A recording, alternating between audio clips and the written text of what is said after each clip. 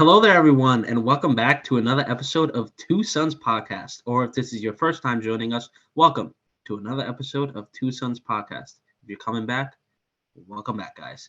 Today, we have a very exciting episode for you guys. It's going to be a little more on the casual side, but we're going to be discussing movie trilogies. But we are not only going to be discussing them, we were going to be ranking them. So right in front of us, we have two lists, one from me and one from my brother. These lists contain the following movies: the Star Wars original trilogy, Star Wars prequel trilogy, Star Wars sequel trilogy, Iron Man trilogy, Captain America trilogy, Guardians of the Galaxy trilogy, Dark Knight trilogy, Jurassic Park trilogy, Jurassic World trilogy, and the recent Planet of the Apes trilogy. So these are probably some of the most popular or most known trilogies in recent years, or just in movies in general. Yes, there are other ones such as Terminator, Aliens. You can even talk about things that aren't trilogies. But we wanted to talk about this list because I feel like it's good to rank. My brother actually came up with this idea for an episode, so you could thank him for that. Yes, sir. But I mean, like usual, let's get into how we're doing today. How we doing today, Philip? I'm doing pretty good. It's been a pretty good start to the week. Of course, I get to sit down and record my favorite podcast, and I get to talk to, a wonderful human being such as yourself. Yes, sir. And so far it's been pretty good. Work's been pretty good. The rest of the week I got a combination of some school and work, and then towards the end of the week I got some two special guests coming down to Florida to join me in the good old sun, Sunshine State. God, that's a tongue twister. And we're going to be going on a little bit of a mini vacation soon, so I'm looking forward to that. It's going to be nice to just Ooh. unwind and relax, and see my wonderful brother in the flesh, which I could point to him. He's right there on my screen, but yeah, so I'll be able to see him in the flesh. So that'll be nice. Nice. But overall, doing pretty good. So how you doing yourself? I'm doing well. As you guys know, I finally graduated last Wednesday. So I am now a college graduate. I have my bachelor's degree. What am I doing with it? Who knows? Uh, Hanging on the wall, look at it, brag about it. I don't know. But we're figuring that out right now. Right now, just getting into the real world. Just working a bunch. Still at the movies. That's always fun. Um, as you guys know, there's been a lot of stuff that has come out recently. Little Mermaid was definitely big this weekend. I'm excited to see it. I'm actually probably going to be seeing it tomorrow. So I'm looking forward to that. We have Spider-Verse coming out this week. We have Transformers the week after that. We have Elemental and Flash after that, and then so on and so forth. But otherwise, a little stressed out. Life is stressful, but excited to get back into the podcast. Excited to get talking about it. And like he said, I will be down in Florida in like 3 days, and I'll have like around a week, a little more than a week break, to shut off my brain for a little bit, celebrate, and maybe see where the sun takes us. But for now, I like it. let's hop into this episode and discuss our ranking of the trilogies. We actually do not know each other's list. Both of them are blind. I have a feeling that I don't think they're going to be super similar, but I think three or four might be around the same I feel area. like they're going to be fairly different, to be honest, because Okay. I think depending on how we approach these lists, either they'll be spot on, or I mean, they'll be completely different. So Yeah. it's gonna be interesting. And we could have talked about it before, but it's obviously gonna make for a better episode if we create our own lists and then we don't know each other's lists, because it's always just a little surprising to see where we would put the trilogies and everything like that. So yeah, I mean, like my brother said earlier, there are tons of trilogies out there that we could have covered. But these are some of the more well-known trilogies to us, ones that we grew up with, ones that we watched and we love. So these were the first 10 that kind of popped into my head. So depending on how this episode goes, I mean, if you guys enjoy this little nonchalant, laid back content, we could always do more stuff like this. But considering how Guardians of the Galaxy just followed up and finished off their trilogy, I thought, what better time than to kind of look back and look at the other successful trilogies, of the cinema world and see where we rank them ourselves. So, without further ado, like my brother said, I think we're ready to go. All right. I'm assuming we'll be doing these lists from our bottom ranking to our top, correct? Correct. Yes. Sounds good. Who wants to get into it? I guess I'll go first since Okay. it was my idea. Um, so over here on the side, you guys can't see. So if I look down, this is why I have a notebook that kind of has my notes, which help me figure out, what to do. And then just to give you an idea, I mean, this is not my list, so like my hand is covering my list, but basically Mm, like all of that is basically the notes that I took to figure out my list. fancy. Yeah, I gave some thought. I had to like kind of like refresh my memory when it came to some of these trilogies because it's been a while since I've seen them. So starting at my number 10th spot in the list, I chose the Jurassic World trilogy. Mm. Just to give some context for that, the budget for this whole trilogy was about $666 million, and the box office actually estimated around $4 billion. Oh wow. So it did very well for itself. Two of the movies out of the three grossed over a billion. So like when you did the math, that eventually I think one was like 1.6, one was like 1.3. Did And then I think the most recent one hit most over recent a one I think was billion, like I think the most recent one was like 1.3. and I'm Um assuming the first one did. I don't think the second one would have. I think the second one I think you might be surprised. I think the second one was actually in the billion. I think the first one was Hmm, upper millions. And I think the second one, which was like Fallen Kingdom, was I think 1.3. interesting. Um So I chose this for my 10th spot. And then just to give you an idea of the critic scores for this trilogy. So we had the first movie, Jurassic World, coming in at a 71%. We had Mhm. Jurassic World, The Fallen Kingdom coming at a whopping 47%. And Ooh, we had Jurassic World Dominion coming in at a 29%. ooh, So this is definitely one of the reasons why I put it down so low. Again, we are huge Jurassic Park, Jurassic World fans. I mean, we grew up with this franchise. We love this franchise even to this day. So it really does hurt my heart that I have to put it down so low because I just love this franchise. But looking at the consistency and like looking at the data provided, um, you know what? They started out with a pretty decent movie, which would have led them to, maybe higher expectations, better hope for the future. And then they were kind of just going like this straight up, and then they just crashed. And then after yeah. that movie, they just crashed even further. And I mean, me personally, I enjoyed all the movies. I loved all the movies. They were really enjoyable to watch. I would sit down and I would watch them again. Um, However, when it comes with a franchise like Jurassic Park and how well established it is and how long it's been around, it's always going to be difficult to put out more movies because it's always that argument on should you like just let it die and let it rest, or do you have to keep making movies and reboot it? And for the Jurassic franchise, they thought that they could reboot it. And again, the concept is cool. Like what would happen if the dinosaurs in the park, eventually escaped into the world. And I mean, it of course is a cool concept. However, unfortunately, it just did not land. And because I am impressed though that it did make back like almost quadruple its budget. I mean, which is great. So it does have that going for it. I mean, it was obviously very popular. A lot of people were going to see it. And again, these are the critic scores. So I mean, the audience scores were obviously around the 70 and above percentage wise. But looking at it critically, it just fell off for them.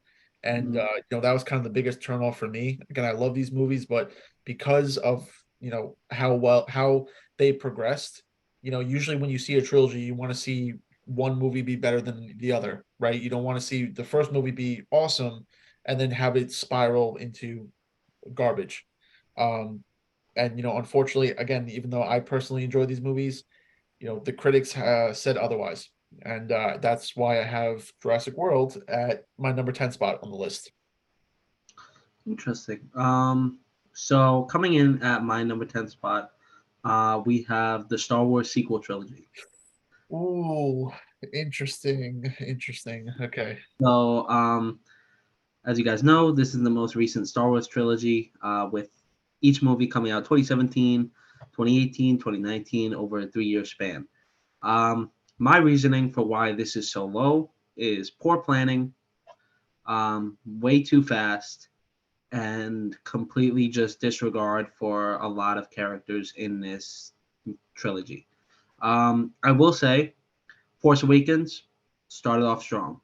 It definitely reintroduced us back into the world of Star Wars because we didn't see it. We didn't see movies since the prequel trilogy, so it was probably 10-ish years since somebody probably saw Star Wars on a big screen. And it brought back old characters while introducing new ones, introducing promising stories such as Finn and Rey, um, which paths they were going, introduced characters such as Poe, bringing back known characters, obviously, such as Luke, Leia, and so on. Um, but after The Force Awakens, Kylo Ren, also probably the best part of the sequel trilogy, in my opinion.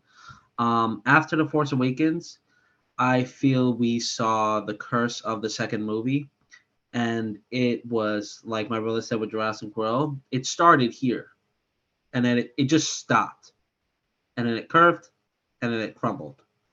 It didn't even go down. In my opinion, it crumbled in the middle. Switching directors was definitely not the right choice. Both directors are phenomenal directors, and they can direct. What happened? I don't know. Again, Last Jedi is a debated movie in terms of some people think it's the best of the sequel trilogy, some people think it's the worst, some people think it's the worst Star Wars movie, some people even regard it as the best Star Wars movie. We're not going to get into exactly where I rank it, but personally, I think it was a lazy story. It completely disregarded character growth that happened in the first one. And when at the end of this movie, when we saw, you know, when what happened, and then when we go to Rise of Skywalker. Now, I loved working Rise of Skywalker, and I love seeing it on a big screen. But again, it's really not that good of a film, and it's unfortunately because of what happened in the middle. The middle crumbled, and you couldn't pick up the pieces of that and try to reboot, especially when you had 3 movies over 3 years. I think way too little time. Realistically, there should have been 6 to 8 years. You could have had a year and a half gap or even 2 years in between each movie. And I don't think fans would have minded because the hype would have been there. And the trailers, teaser trailers, are some of the best things to watch online. I occasionally I'll go and rewatch the Rise of Skywalker trailer, teaser trailer, because of how hyped people got.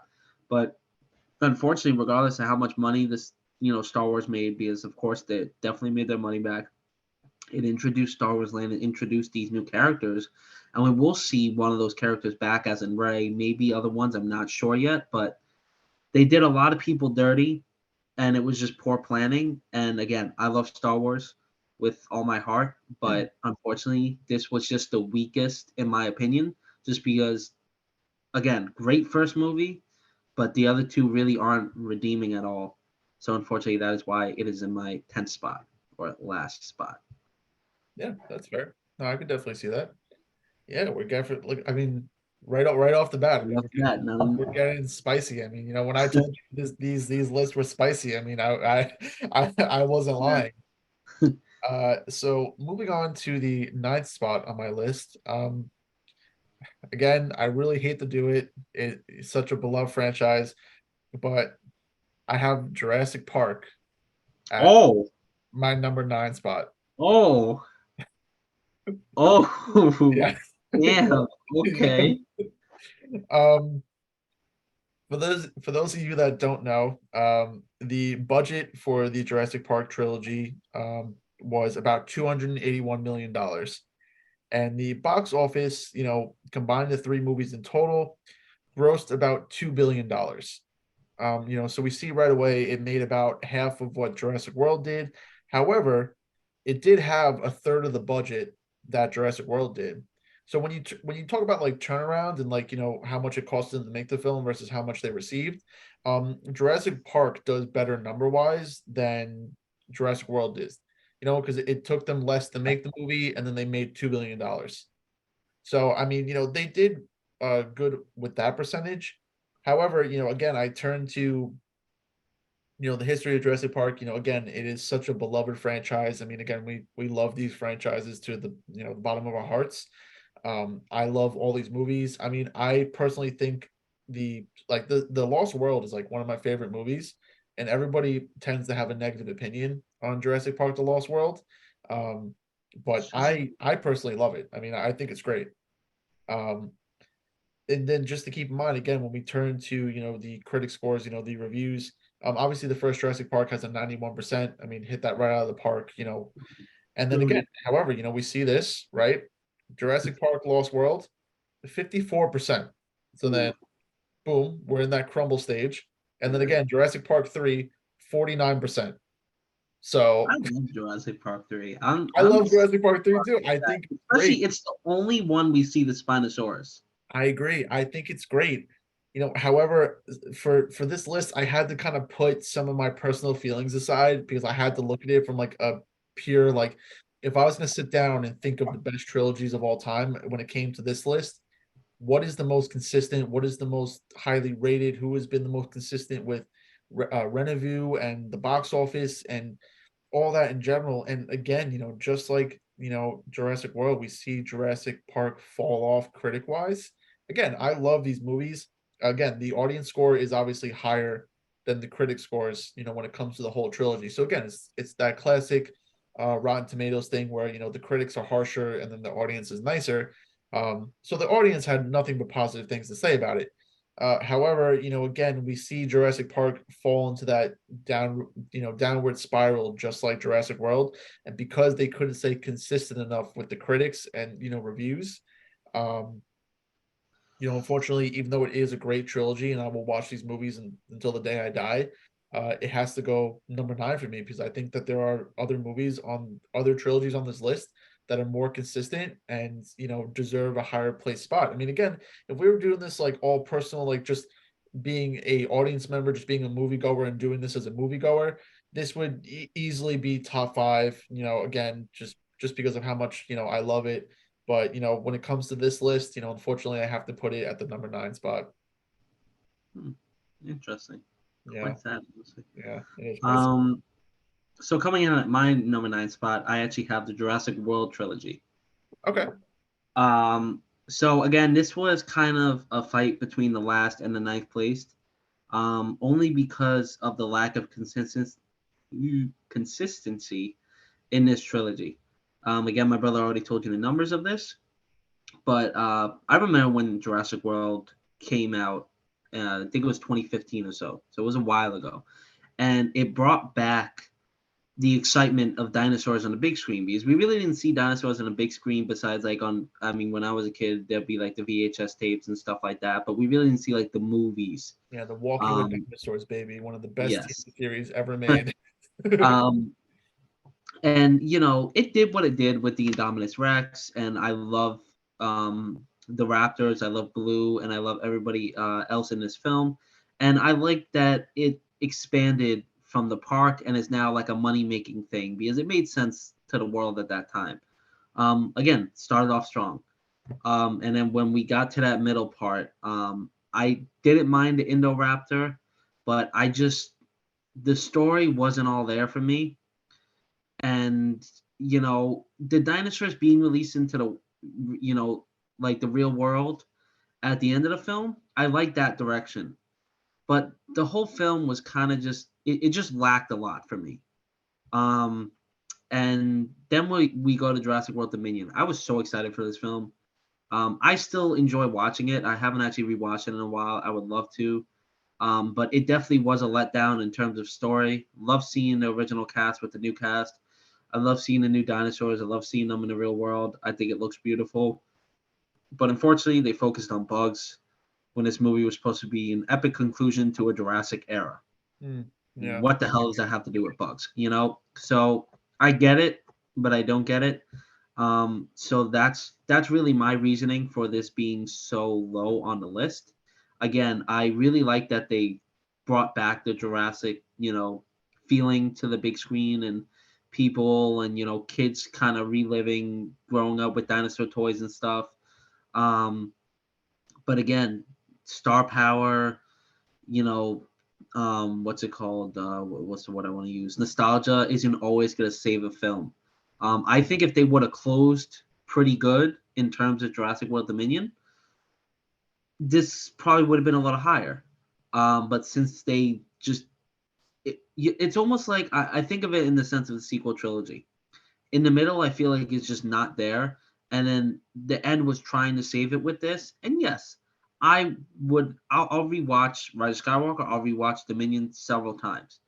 But again, they did what they could with what they had, and they just it seemed they couldn't get that middle part, and then it just boom out the window from there.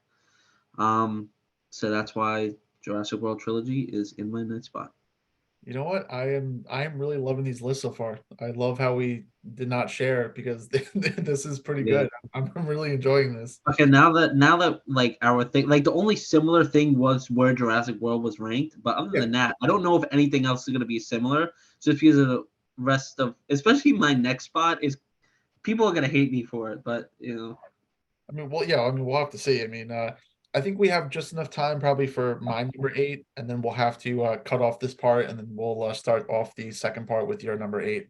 That way, we all have right, plenty of time to talk about each of the movies because it's such a short list. I don't want to have to you know hurry through them and stuff like that. I want to give us yeah, plenty of time to talk about it. So, finishing off this final part, I'm sorry, the first part. My number eighth spot is going to the Iron Man trilogy.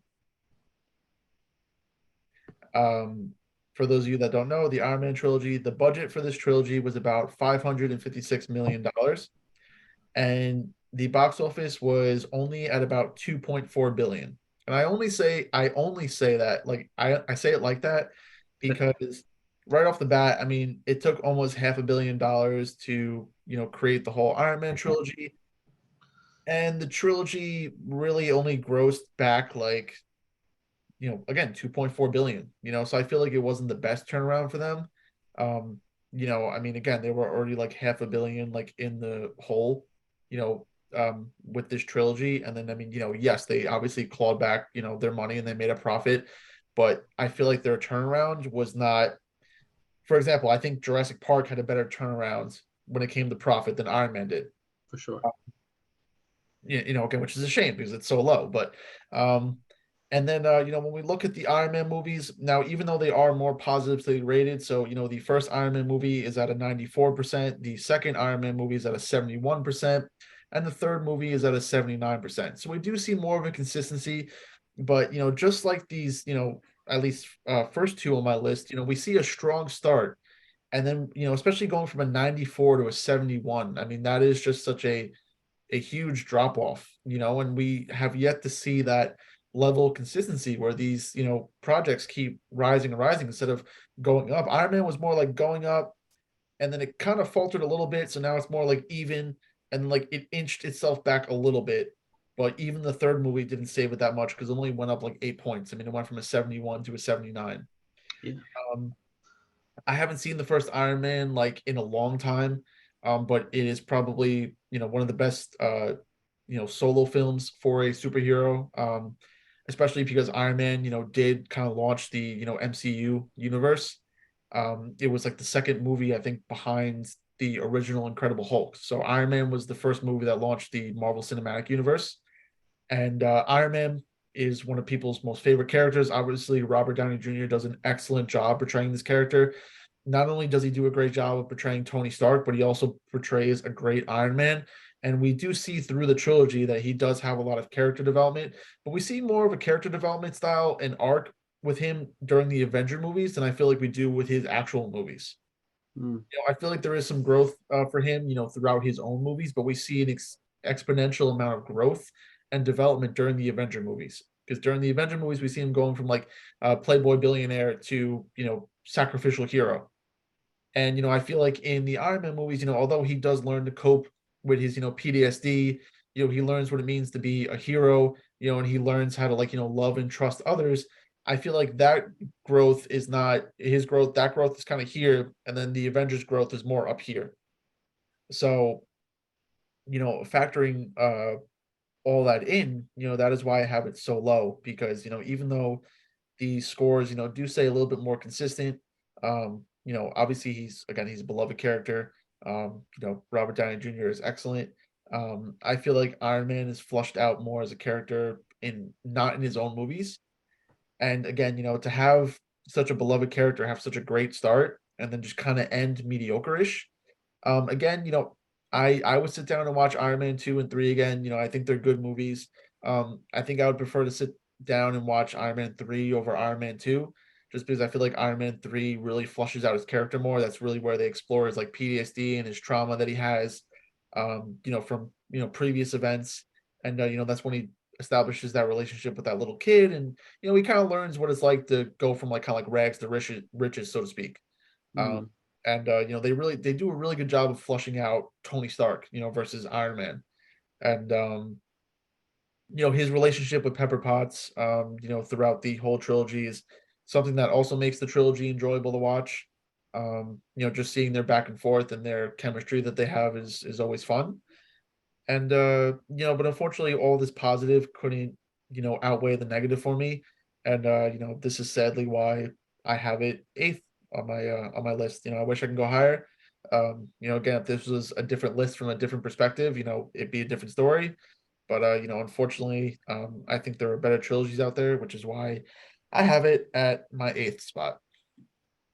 So I think with that being said, we let the pot simmer for a little bit. We close out this first part, and we come back in a few minutes to discuss this topic even further. sounds good.